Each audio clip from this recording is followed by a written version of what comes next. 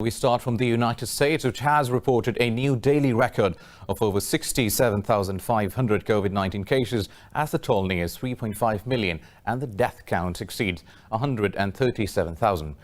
In Brazil, more than 1,200 people have died and almost 40,000 tested positive in the last 24 hours.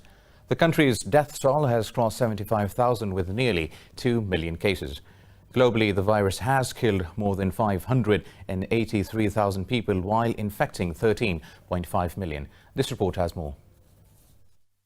The coronavirus pandemic is soaring to alarming new highs with record cases being reported from various countries every day. Brazil's President Jair Bolsonaro continues to hype hydroxychloroquine as a COVID-19 treatment against the World Health Organization and other independent researchers. In the US, Florida state's hospitals have been overwhelmed as the number of COVID-19 patients keeps booming. Governor Ron DeSantis said he is sending 1,000 medical workers to Miami-Dade County to battle the rising cases. The capacity in terms of beds, as I mentioned, is strong. It really is the personnel that is going to be the key. So I mentioned some of the people that we're deploying to Miami-Dade. We're going to be deploying over 1,000 people throughout the state very soon. We have the capacity to potentially up that to 3,000.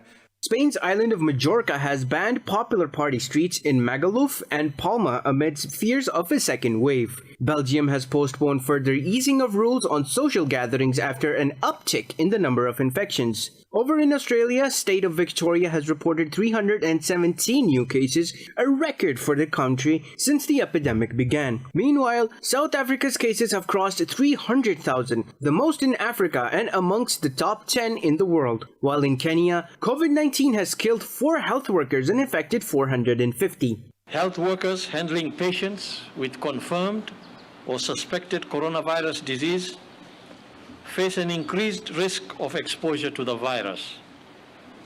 Some healthcare workers have indeed become infected with the coronavirus in the course of their duties. The ease of transmission of the virus makes this possible. In Asia, Tokyo's Governor Yuriko Koike says daily cases in the capital are likely to top 280, the highest since the start of the outbreak. South Korea's new infections have bounced back to surpass 60 again as imported cases continue to rise. Meanwhile, Bangladesh has arrested a hospital owner accused of faking thousands of coronavirus test results.